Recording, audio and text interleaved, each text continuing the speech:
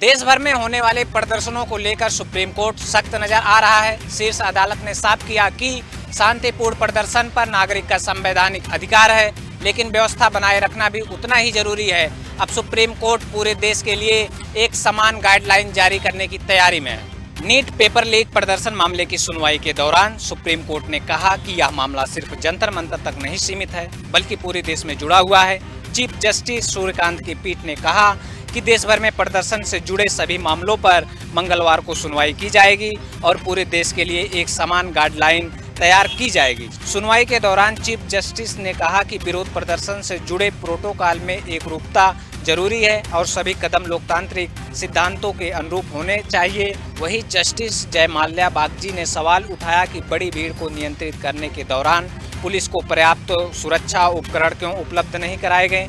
Supreme court ने यह भी कहा कि केवल प्रदर्शन होने के आधार पर लाठीचार्ज नहीं किया जाना चाहिए। पुलिस और प्रदर्शनकारियों दोनों की ओर से हुई किसी भी नाइंसाफी की निष्पक्ष जांच होनी चाहिए। सुप्रीम कोर्ट की इस टिप्पणी के बाद अब देश भर में प्रदर्शन और पुलिस कार्रवाई को लेकर एक समान दिशा निर्देश बनाने की उम्मीद बढ़ गई है। मंगलवार को सुनवाई पर सभी की नजरें टिकी हैं, जहां हर मुद्दे पर आगे की रूपरेखा तय हो सकती है। लोकसभा में एक बार फिर से विपक्षी सांसदों का जोरदार हंगामा देखने को मिला। जिस तरीके से बिहार में छात्रों के ऊपर लाठीचार्ज और गन फायर हुए, उसको लेकर विपक्षी की सांसदों ने तमाम पुरजोर विरोध किया और साफ तौर पर कहा कि ये ऐसा नहीं होना चाहिए, क्योंकि वो जो छात्र हैं वो शांतिपूर्ण तरीके से आंदोलन कर रहे हैं और उन पे लाठी और फायरिंग करना बहुत ज़्यादा गलत बात है। संसद परिसर के मकर द्वार पर सोमवार सुबह विपक्षी सांसदों ने प्रदर्शन किया। प्रदर्शन के दौरान पैलेट गन के इस्तेमाल और छात्रों पर कथित लाठीचार्ज का मुद्दा प्रमुखता से उठाया गया। विपक्षी सांसदों ने हाथ में वोट चोर, पेपर चोर, चंदा चोर लिखे पोस्टर लेकर सरकार के खिलाफ नारेबाजी की। प्रदर्शन में कांग्रेस सांसद प्रियंका गांधी, टीएमसी सांसद महुआ मोहतरा, समाजवादी पार्टी प्रमुख अखिलेश यादव, लोकसभा में विपक्ष नेता राहुल गांधी समेत कई विपक्षी नेता शामिल रहे। प्रदर्शन के दौरान प्रियंका गांधी भी सरकार के खिलाफ नारे लगाए। वहीं राहुल गांधी और अखिलेश यादव एक बार फिर साथ नजर आए। विपक्ष का कहना है कि छात्रों पर हुई कार्रवाई के लिए अब तक जवाबदेही तय नहीं हुई, तब तक ये मुद्दा संसद के भीतर बाहर लगातार उठाया जाता रहेगा। भारी हंगामे के बीच लगातार अब ये वीडियो वायरल हो रही है, जहां विपक्षी सारे सांसद एकजुट में आंदोलन को लेकर कह रहे हैं कि जो पुलिस का रवैया है और जो सरकार का रवैया है बिल्कुल गलत है। वो छात्र हैं, ना कि कोई आतंकी संगठन। देश भर में पेपर लीक को रोकने के लिए केंद्र सरकार ने इस वक्त जो संशोधन अधिनियम है उसको लोकसभा में पेश करने की जोर आजमाइश शुरू की है और सदन के पटल पर ये नजर आया, जहां एक तरफ सरकार की ये कोशिश थी कि इस बिल के जरिए आने वाले समय में नीट और जो तमाम बड़े एग्जाम हैं जिनको पेपर लीक जैसी खबरें निकलकर सामने आती थी, उसको लेकर सरकार ने अब सख्त कानून बनाने की तैयारी की है। केंद्रीय मंत्री जितेंद्र सिंह ने सोमवार को लोकसभा में सार्वजनिक परीक्षा संशोधन विधेयक 2026 पेश किया। विपक्षी हंगामे के बीच पेश किए गए इस बिल का सत्ता पक्ष के सांसदों ने मेज थपथपाकर स्वागत किया। यह संशोधन 2024 के कानून को और सख्त बनाने के लिए लाया गया है। इसका उद्देश्य पेपर लीक और परीक्षा में होने वाली धांधली पर प्रभावी रोक लगाना और परीक्षा प्रणाली में पारदर्शिता बढ़ाना है। प्रस्तावित कानून के तहत पेपर लीक के दोषियों को 10 साल तक की जेल, 10 करोड़ रुपए तक का जुर्माना, संपत्ति जब्त करने और मामलों का 3 महीने के भीतर निपटारा करने का प्रावधान किया गया है।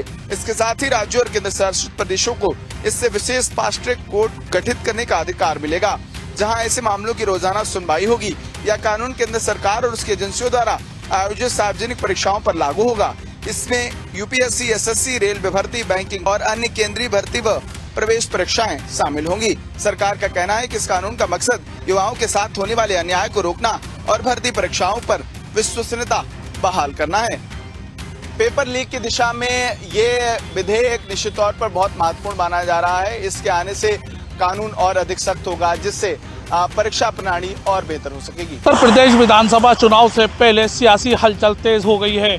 AIMIM प्रमुख असदुद्दीन ओवैसी ने समाजवादी पार्टी प्रमुख अखिलेश यादव को गठबंधन का खुला ऑफर देकर नई राजनीति की बहस छेड़ दी है। इस बयान के बाद सत्ता और विपक्ष दोनों ओर से तीखी प्रतिक्रिया सामने आ रही हैं। यूपी विधानसभा चुनाव से पहले AIMIM प्रमुख असदुद्दीन ओवैसी ने समाजवादी पार्टी प्रमुख अखिलेश यादव को गठबंधन का खुला प्रस्ताव दिया है। ओवैसी ने कहा कि उनकी पार्टी नहीं चाहती कि उत्तर प्रदेश में बीजेपी दोबारा सत्ता में आए। उन्होंने कहा कि अगर बीजेपी को हराने के लिए साथ आना पड़े तो AIMIM समाजवादी पार्टी के साथ चुनाव लड़ने को तैयार है। ओवैसी ने ये भी कहा, आज वक्त है बात कर लो, चुनाव के बाद रोना मत। ओवैसी ने आरोपों को भी खारिज किया। AIMIM की मौजूदगी से विपक्ष को नुकसान होता है। उनका कहना है कि उनका मकसद सिर्फ बीजेपी को सत्ता से बाहर रखना है। हालांकि ओवैसी के इस ऑफर पर राजनीतिक प्रतिक्रिया भी तेज हो गई है। संत चक्रपाणी ने उसे दिमागी दिवालियापन और जिन्ना वाली सोच बताया, तो वहीं समाजवादी पार्टी के नेता ST हसन ने कहा, बहुत देर कर दी मेहरबा आते आते। उधर कांग्रेस प्रदेश अध्यक्ष अजय राय ने AIMIM को बीजेपी की बी टीम करार दिया है।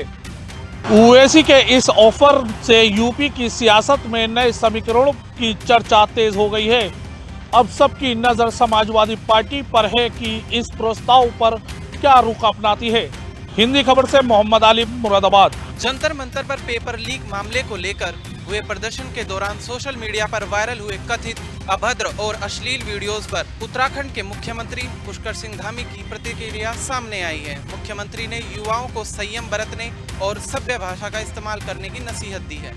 पेपर लीक मामले को लेकर दिल्ली के जंतर मंतर पर हुए प्रदर्शन के दौरान कुछ युवाओं की कथित अभद्र टिप्पणियों और अश्लील व्यवहार के वीडियोस सोशल मीडिया पर वायरल हो रहे हैं। इन वीडियोस पर प्रतिक्रिया देते हुए उत्तराखंड के मुख्यमंत्री पुष्कर सिंह धामी ने कहा कि चाहे युवा हो या नौजवान, सभी को सभ्य भाषा का प्रयोग करना चाहिए। उन्होंने कहा कि भारत संस्कृति और सभ्यता का देश है, इसलिए हर व्यक्ति को सोच समझकर और संयम के साथ अपनी बात रखनी चाहिए। मुख्यमंत्री ने कहा कि लोकतंत्र में अपनी बात रखने के कई विधान और शांतिपूर्ण तरीके हैं। सभी को उन्हीं लोकतांत्रिक तरीकों का पालन करना चाहिए और मर्यादा बनाए रखनी चाहिए। मुख्यमंत्री पुष्कर सिंह धामी के इस बयान ने प्रदर्शन के तौर तरीके और सार्वजनिक मर्यादा को लेकर नई बहस छेड़ दी है। उनका कहना है कि लोकतांत्रिक अधिकारों के साथ भाषा और व्यवहार की गरिमा बनाए रखना भी सभी की जिम्मेदारी है। राजधानी लखनऊ के मोहनलालगंज क्षेत्र में पुलिस ने बड़ी कार्रवाई करते हुए नाबालिग से दुष्कर्म के मामले में बड़ी कार्रवाई की है। पुलिस ने मुख्य आरोपी समेत 5 लोगों को गिरफ्तार कर जेल भेज दिया है। लखनऊ के मोहनलालगंज थाना क्षेत्र में नाबालिग से दुष्कर्म के मामले में पुलिस ने मुख्य आरोपी समेत 5 आरोपियों को गिरफ्तार किया है। पुलिस के मुताबिक पीड़िता को बहला फुसला कर घर ले जाया गया, जिसके बाद से उसे अलग अलग स्थानों पर रखने के बाद PGI क्षेत्र के एक होटल में उसके साथ कथित दुष्कर्म किया गया। गिरफ्तार आरोपियों में मुख्य आरोपी द्वारिका रैदास के अलावा विनोद रावत, दुर्गेश रावत, खुशबू और राबिया शामिल हैं। पुलिस का कहना है कि सभी आरोपियों ने साझा आपराधिक मंशा के तहत घटना में अलग अलग भूमिकाएं निभाई हैं। इस मामले में मोहनलालगंज थाना क्षेत्र में BNS की संबंधित धाराओं और पॉक्सो एक्ट के तहत मुकदमा दर्ज किया गया था। मुखबिर की सूचना और साक्ष्यों के आधार पर पुलिस ने 26 जुलाई को किसान पथ के पास पूरनपुर गांव से सभी आरोपियों को गिरफ्तार किया है। सभी आरोपियों को न्यायालय में पेश करने के बाद जेल भेज दिया गया। पुलिस का कहना है कि मामले की विवेचना जारी है और हर पहलू का गहन जांच की जा रही है।